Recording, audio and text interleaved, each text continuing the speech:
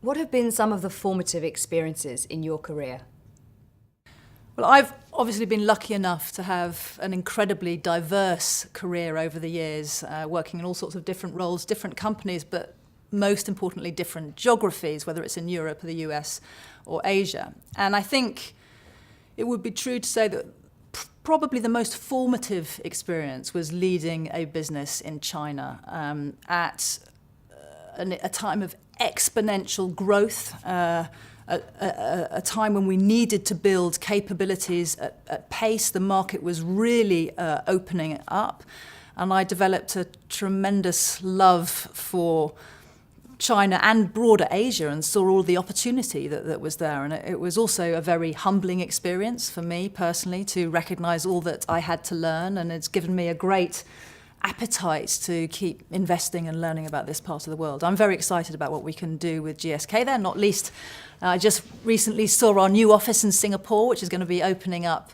our hub for that part of the world, and I know is opening in a few months, and I think it's going to be a critical part to our strategy going forwards. What have been some of the biggest business challenges you faced? Obviously, we work in very challenging times, as I've already alluded to. And frankly, the more senior you get, you tend to see some challenges every day because people, that's what they're bringing you, not always just days full of good news. But if I think about the really serious or the biggest challenges I've ever faced, they've always been related to crises related to quality, safety, or potential breaches of compliance. Now, fortunately, they don't happen too often, but when they do, they can be very expensive. And I don't mean in terms of financials, although obviously they can have consequences. They're particularly expensive in terms of reputation. And it's very important in the healthcare sector that we do not ever lose sight of the contract of trust that we have with patients, consumers, or the healthcare professionals that recommend us. How would you characterize your leadership style? What can people expect? Well, actually, I'm not very complicated. I love working for a company whose purpose I believe in, but I'm very focused on the performance. So I really work hard to align with the team that I have around me on what our objectives and goals are and making sure that we're tracking delivery against that regularly. But I fundamentally believe that you can never achieve competitive performance without great people. And the more senior I've got in my career and the longer things have gone on, I've realized how much that matters to me, to work with incredibly talented people from diverse backgrounds who share those goals and objectives and where we can achieve the unthinkable. What excites you about the future of GSK, and what are some of the challenges? Well, the healthcare sector is obviously facing a lot of challenges.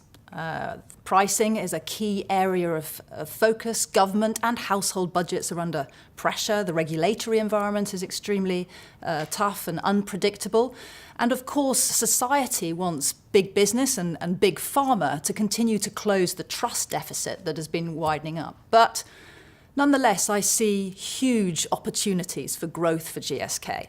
Fundamentally, this is a growth sector with demographics on our side, whether it's the aging consumer, new cohorts of people coming out of poverty, a consumer and a patient who is much more digitally informed and self-aware. And we're also at a time of unprecedented scientific and technological change and further advances. So it's really important we keep pace with that at a time where collaboration is the name of the game, and we need to make sure we're working with external partners, be it in academia or also other third parties, just as we have done so excitingly with Verily around our bioelectronics deal, or perhaps with NGOs. I'm incredibly excited about the work that we do with Save the Children, where we really bring our complementary capabilities to bear. And then, of course, what we should be most excited about is our own brands and assets and medicines, differentiated medicines that we have in our portfolio.